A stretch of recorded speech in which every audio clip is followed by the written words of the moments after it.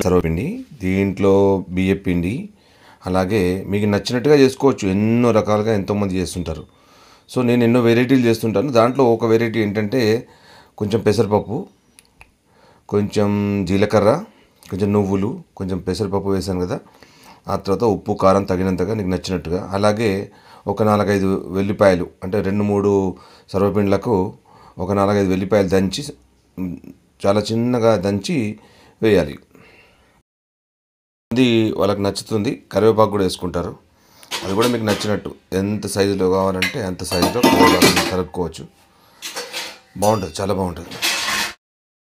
పిండిని ఈ విధంగా మంచిగా మెత్తగా ఉండేటట్టు కలుపుకోవాలి. ఓకే, ఉప్పు కారం ఒకసారి టేస్ట్ చేసి చూడండి.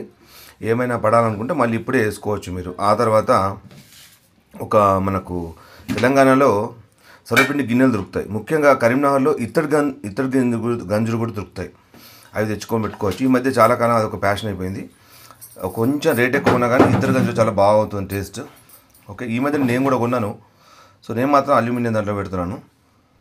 ఇది సర్వపిండి గిన్నె. దీనికి కొంచెం నూనె రాసి మనం పొయ్యి మీద పెట్టుకోవాలి.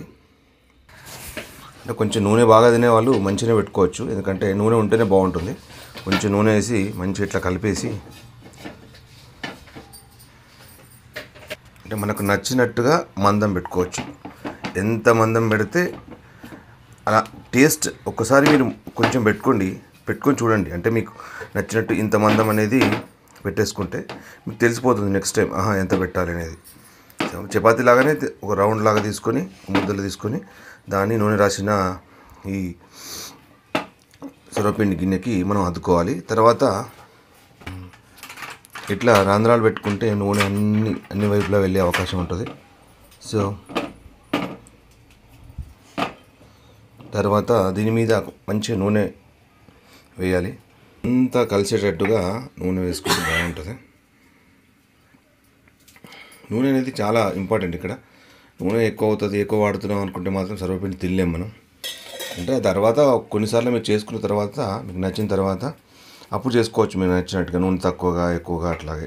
కొంతమంది పూర్తిగా దీని నిండా నూనె నింపేసి దాంట్లోనే ఫ్రై చేసి మళ్ళీ నూనె వేరే దాంట్లోకి మార్చుకుంటారు.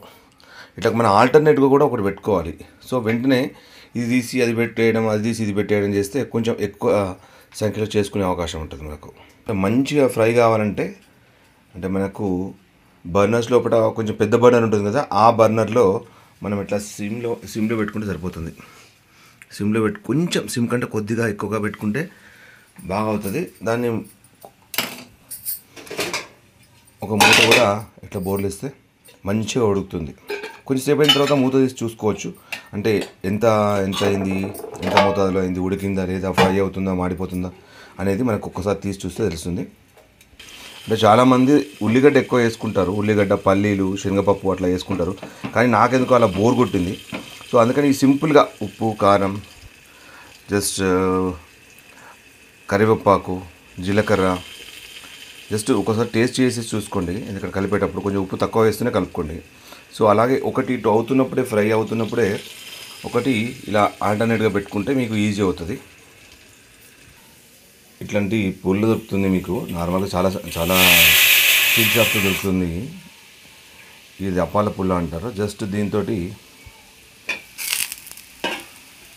చూడండి, ఏదైనా ఇట్లా అంటే చూసుకోండి ఒకసారి అయిందా లేదా. మరల కూడా వేయచ్చు. అంటే మన నూనెను బట్టి, మనం ఎక్కువ నూనె వేస్తే మరల వేయాల్సిన అవసరం లేదు. తక్కువ నూనె వేస్తే మాత్రం కొంచెం చూస్తూ మనం తీసేసుకోవాలి. ఇది సర్వపిండి ఇంకా రెడీ అవ్వలేదు. ఇంకొక 2-3 నిమిషాలు మంచి గాలాలంటే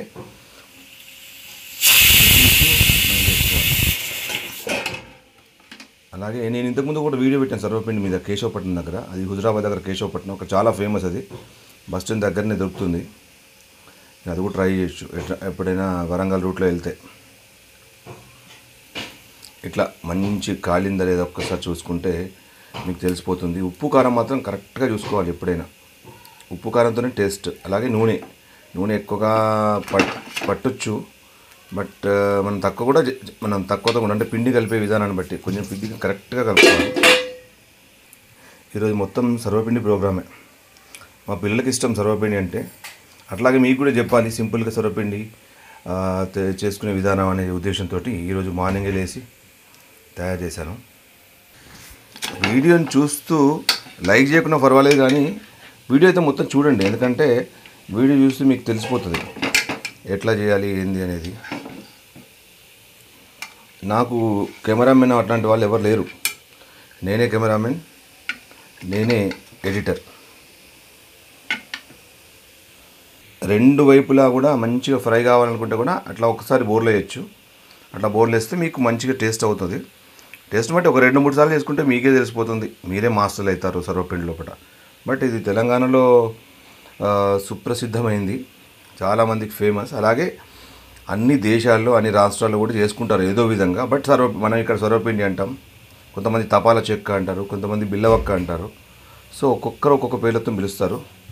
బట్ టేస్ట్ మాత్రం ఆసం. చాలా సింపుల్గా స్నాక్ ఐటెం ఇది, తెలంగాణలో ఫేమస్. ఇప్పుడు రెడీ అయిపోయింది ఆల్మోస్ట్గా. సో ఇక్కడితో నేను జాలిస్తున్నాను. మీకు నచ్చితే షేర్ చేయండి, లైక్ చేయండి, అలాగే సబ్స్క్రైబ్ కూడా చేయండి. ఫుడ్తో పాటుగా స్పోర్ట్స్ అలాగే జనరల్ న్యూస్ కూడా ఉంటుంది. So enjoy the sarvapindi.